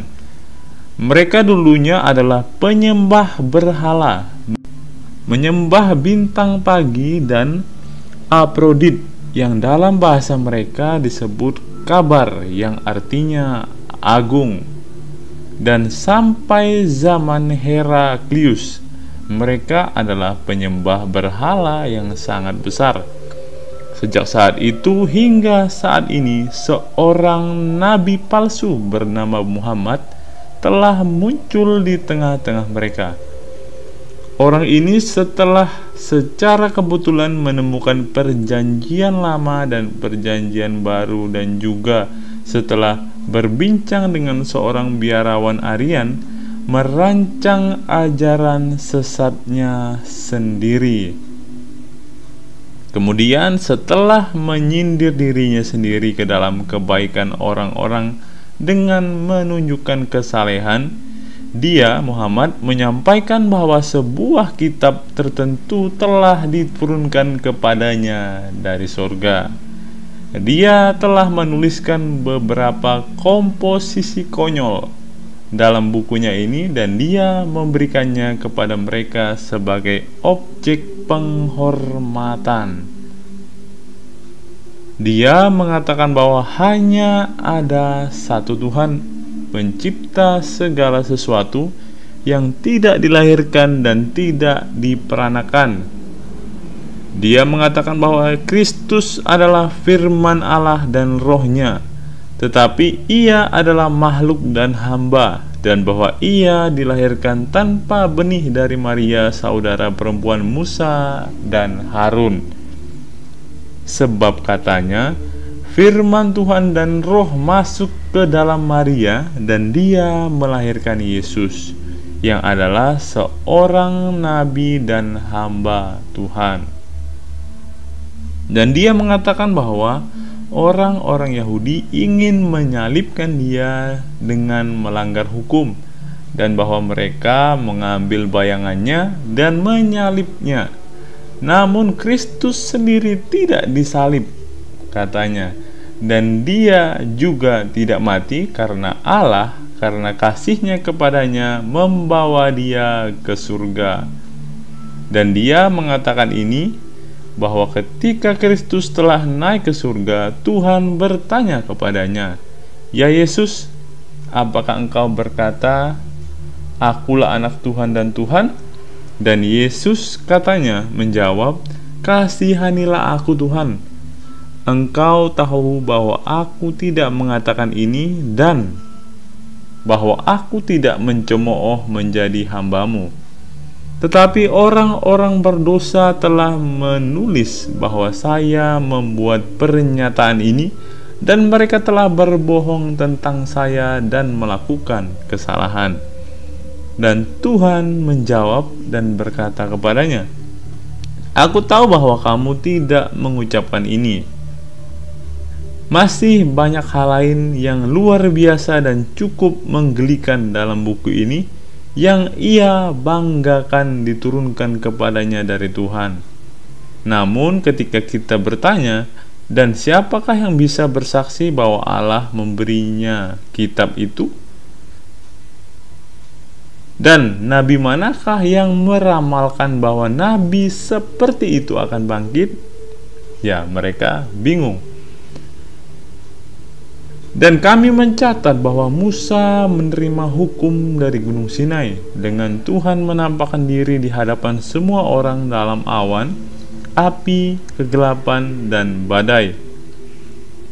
Dan kami mengatakan bahwa semua nabi mulai dari Musa dan seterusnya menubuatkan tentang kedatangan Kristus dan bagaimana Kristus Allah dan inkarnasi Allah akan datang dan disalibkan dan mati dan bangkit kembali, dan bagaimana dia, Muhammad, akan menjadi hakim atas dunia, hidup dan mati. Lalu ketika kami berkata, mengapa nabimu itu tidak datang dengan cara yang sama? Dan ada orang lain mengatakan yang menjadi saksinya, dan bagaimana mungkin Allah di hadapanmu tidak memberikan kepada orang ini kitab yang kamu rujuk, padahal dia memberikan hukum kepada Musa dengan orang-orang melihatnya dan gunung berasap, agar kamu pun dapat yakin. Mereka menjawab bahwa Tuhan melakukan apa yang dia kehendaki. Ini kami berkata, kami tahu, tapi kami bertanya bagaimana kitab itu sampai kepada nabi Anda. Kemudian mereka menjawab bahwa kitab itu diturunkan kepadanya ketika dia sedang tidur. Kemudian kami dengan bercanda mengatakan kepada mereka bahwa selama ini dia menerima buku itu dalam tidurnya dan benar-benar merasakan pengoperasiannya. Maka pepatah populer berlaku padanya yang berbunyi, kamu membuatku bermimpi. Ketika kami bertanya lagi, bagaimana mungkin ketika dia memerintahkan dalam kitabmu ini untuk tidak melakukan apapun atau menerima apapun tanpa saksi? Kamu tidak bertanya kepadanya. Pertama-tama, tunjukkan kepada kami dengan saksi bahwa kamu adalah seorang nabi dan bahwa kamu datang dari Allah, dan tunjukkan kepada kami kitab suci mana yang memberi kesaksian tentang kamu. Mereka merasa malu dan tetap diam. Kemudian kami melanjutkan, meskipun Anda tidak boleh menikahi seorang istri tanpa saksi, atau membeli atau memperoleh properti, meskipun kamu tidak menerima seekor keledai atau memiliki seekor binatang beban dan tanpa kamu saksikan, dan meskipun kamu memiliki istri, harta benda, keledai dan sebagainya melalui para saksi, namun hanya keimananmu dan kitab sucimu saja yang kamu anggap tidak dibuktikan oleh para saksi. Sebab orang yang mewariskan ini kepadamu tidak mempunyai jaminan dari sumber manapun, dan tidak ada seorang pun yang diketahui memberi kesaksian tentang dia sebelum dia datang. Sebaliknya, dia menerimanya ketika dia sedang tidur. Terlebih lagi, mereka menyebut kami hetairis atau asosiator karena kata mereka, kami memperkenalkan sekutu kepada Tuhan dan menyatakan Kristus sebagai anak Tuhan dan Tuhan.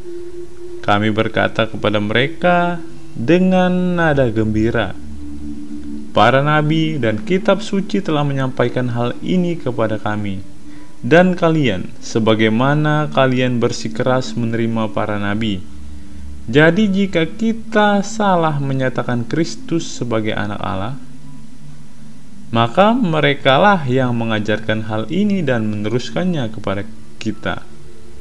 Namun sebagian dari mereka mengatakan bahwa ini adalah salah penafsiran yang membuat kami menggambarkan para nabi dengan mengatakan hal-hal seperti itu. Sementara yang lain mengatakan bahwa orang-orang Ibrani membenci kami dan menipu kami dengan menulis nama para nabi sehingga kami bisa tersesat. Dan sekali lagi kami berkata kepada mereka, selama Anda mengatakan bahwa Kristus adalah firman Tuhan dan roh, mengapa Anda menuduh kami sebagai hetarias? Karena kata dan roh tidak dapat dipisahkan dari keberadaannya secara alami. Oleh karena itu, jika firman Tuhan ada di dalam Tuhan, maka jelas dialah Tuhan. Namun jika dia berada di luar Tuhan, maka menurut Anda Tuhan itu tanpa firman dan tanpa roh. Akibatnya, dengan menghindari perkenalan dengan Tuhan, Anda telah memutilasi dia. Lebih baik bagi Anda mengatakan bahwa dia mempunyai sekutu daripada memutilasinya, seolah-olah Anda sedang berhadapan dengan batu, kayu, atau benda mati lainnya. Jadi Anda berbicara tidak benar ketika Anda menyebut kami hetairis. Kami membalas dengan menyebutmu mutilator Tuhan. Mereka selanjutnya menuduh kami sebagai penyembah berhala karena kami menghormati salib yang mereka benci. Dan kami menjawab mereka, kalau begitu bagaimana mungkin kamu mengosongkan dirimu dan pada batu Ka'bahmu lalu mencium dan memeluknya? Lalu ada pula yang mengatakan bahwa Ibrahim mempunyai hubungan dengan Agar di atasnya. Namun ada pula yang mengatakan bahwa ia mengikat unta di sana ketika hendak menyembelih Ishak. Dan kami menjawab mereka, karena kitab suci mengatakan bahwa gunung itu berhutan dan terdapat pohon-pohon dari Abraham menebang kayu untuk bencana itu dan menaruhnya di atas Ishak. Dan kemudian ia meninggalkan keledainya bersama kedua pemuda. Mengapa bicara omong kosong? Karena di tempat itu tidak rimbun dengan pepohonan dan tidak ada jalan bagi keledai. Dan mereka malu. Namun mereka tetap menegaskan bahwa batu itu adalah milik Abraham. Lalu kita berkata, biarlah itu menjadi milik Abraham, seperti yang kamu katakan dengan bodohnya. Lalu hanya karena Abraham bersetubuh dengan seorang wanita atau mengikatkan seekor unta padanya, kamu tidak malu untuk menciumnya? Namun kamu menyalahkan kami karena menghormati salib dan dengan kuasa setan dan tipu daya iblis telah dihancurkan.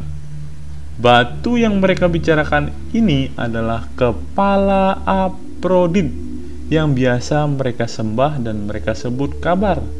Bahkan saat ini bekas ukiran tersebut masih terlihat jelas oleh pengamat yang cermat. Seperti yang telah diceritakan, Muhammad ini menulis bahwa buku konyol yang masing-masing bukunya diberi judul. Misalnya ada buku On Woman yang di dalamnya ia dengan jelas membuat ketentuan hukum untuk mengambil 4 istri dan jika mungkin 1000 selir sebanyak yang dapat dihidupi oleh seseorang selain 4 istri yang sudah dimilikinya. Beliau juga menjadikan sah untuk menceraikan istri manapun yang diinginkan seseorang dan jika seseorang menghendakinya mengambil istri lain dengan cara yang sama. Muhammad mempunyai seorang teman bernama Zaid. Pria ini mempunyai istri cantik dan membuat Muhammad jatuh cinta. Suatu kali ketika mereka sedang duduk bersama, Muhammad berkata, "Oh, ngomong-ngomong, Tuhan telah memberitahukanku untuk mengambil istrimu." Yang lain menjawab, "Kamu adalah seorang rasul. Lakukan seperti yang diperintahkan Tuhan kepadamu dan ambillah istriku." Sebaliknya, untuk menceritakan kisahnya dari awal, dia berkata kepadanya, "Tuhan telah memberiku perintah agar kamu menceraikan istrimu dan menyingkirkannya." Lalu beberapa hari kemudian, sekarang dia berkata, "Tuhan telah memberitahuanku untuk membawanya." Kemudian setelah laki-laki itu mengambil istrinya dan berzina dengannya, dia membuat peraturan ini, "Hendaklah dia yang menceraikan istrinya, dan jika setelah menceraikannya dia kembali kepadanya, biarlah orang lain mengawininya, sebab tidak halal mengambilnya, kecuali ia telah dinikahkan oleh orang lain. Terlebih lagi, jika seseorang lelaki menceraikan istrinya, biarlah saudara laki-lakinya menikahinya jika ia menghendakinya." Dalam buku yang sama, ia memberikan ajaran seperti ini, "Kerjakanlah tanah yang diberikan Tuhan kepadamu dan percantiklah, dan lakukanlah ini dan lakukanlah dengan cara demikian, tidak mengulangi semua perbuatan cabul yang telah ia lakukan." Lalu ada juga buku Unta Tuhan. Tentang unta ini, dia mengatakan bahwa unta itu datang dari Tuhan, dan ia meminum seluruh sungai dan tidak dapat melewati 2 gunung karena tidak ada cukup ruang. Ada orang-orang di tempat itu, katanya, dan mereka biasa meminum air tersebut pada suatu hari, sedangkan unta akan meminumnya pada hari berikutnya. Terlebih lagi, dengan meminum air tersebut dia memberi mereka makanan, karena dia memberi mereka susu bukan air. Kemudian karena orang-orang ini jahat, mereka bangkit, katanya, dan membunuh unta itu. Namun ia mempunyai keturunan seekor unta kecil yang katanya ketika induknya tidak disingkirkan, berseru kepada Tuhan dan Tuhan membawanya ke tempatnya. Lalu kami bertanya kepada mereka, "Dari mana datangnya unta itu?" Dan mereka bilang, "Itu dari Tuhan." Lalu kita bertanya, "Apakah ada unta lain yang berpasangan dengan unta ini?" Dan mereka berkata, "Tidak." "Lalu bagaimana," kata kita, "itu dilahirkan? Sebab kami melihat bahwa untamu tidak mempunyai ayah, ibu, dan silsilah, dan anak yang melahirkannya menderita kemalangan. Juga tidak jelas siapa yang membesarkannya, dan juga unta kecil ini diangkat. Jadi mengapa nabi Anda yang menurut apa yang Anda katakan Tuhan berbicara kepadanya tidak mengetahui tentang unta di mana ia merumput dan apa yang memperoleh susu dan memerahnya? Atau mungkinkah dia seperti ibunya bertemu dengan orang jahat dan hancur? Atau apakah dia masuk surga sebelum kamu agar kamu mendapat sungai susu yang kamu bicarakan dengan bodohnya? Karena Anda mengatakan bahwa Anda memiliki 3 sungai yang mengalir di surga, 1 berisi air, 1 berisi anggur, dan 1 lagi berisi susu. Jika unta yang menjadi pendahulumu berada di luar surga, jelaslah bahwa ia telah kering karena kelaparan dan kehausan, atau bahwa orang lain mendapat manfaat dari susunya, dan dengan demikian nabimu bermegah dengan iseng bahwa ia telah berbicara dengan Tuhan, karena Tuhan tidak melakukannya, mengungkapkan kepada misteri unta. Namun jika dia di surga, dia masih minum air, dan kamu karena kekurangan air akan mengering di tengah surga kenikmatan. Dan jika karena tidak ada air, karena unta telah meminum semuanya, kamu haus akan anggur dari sungai anggur yang mengalir. Kamu menjadi mabuk karena meminum anggur murni dan pingsan karena pengaruh minuman keras dan tertidur. Kemudian menderita kepala berat setelah tidur dan sakit karena anggur. Anda akan kehilangan kenikmatan. Lalu bagaimana mungkin nabimu tidak berpikir bahwa hal ini mungkin terjadi padamu di surga kesenangan? Dan tidak pernah tahu apa tujuan unta itu sekarang. Namun kamu bahkan tidak menanyakannya. Ketika dia menyampaikan kepadamu mimpinya tentang 3 sungai, kami dengan jelas meyakinkan Anda bahwa unta Anda yang luar biasa ini telah mendahului Anda ke dalam jiwa-jiwa keledai ke tempat di mana Anda seperti binatang ditakdirkan untuk pergi. Dan ada kegelapan luar dan hukuman kekal, api yang menderu-deru, cacing-cacing yang tidak bisa tidur, dan setan-setan neraka. Sekali lagi dalam buku The Table, Muhammad mengatakan bahwa Kristus meminta suatu meja kepada Tuhan dan meja itu diberikan kepadanya. Sebab Allah katanya berfirman kepadanya, Aku telah memberikan kepadamu dan kepada sebuah meja yang tidak fana. Dan lagi dalam buku The Heifer, dia mengatakan beberapa hal bodoh yang menggelikan lainnya, yang karena jumlahnya yang banyak, menurut saya harus diabaikan. Ia menetapkan suatu hukum bahwa mereka harus disunat dan juga para wanita. Ia memerintahkan mereka untuk memelihara hari Sabat dan tidak dibaptis. Dan meskipun beliau memerintahkan mereka untuk memakan beberapa makanan yang dilarang oleh hukum, beliau memerintahkan mereka untuk menjauhkan diri dari makanan lainnya. Beliau juga melarang keras minum arak. Dan ini adalah beberapa catatan kaki yang bisa teman-teman cross-check kebenarannya untuk membuktikan semua hal yang telah ditulis oleh Yohanes Damaskus ini, teman-teman. Apa pendapat teman-teman setelah menyimak tulisan dari Yohanes Damaskus ini? Silakan teman-teman tulis di kolom komentar video ini.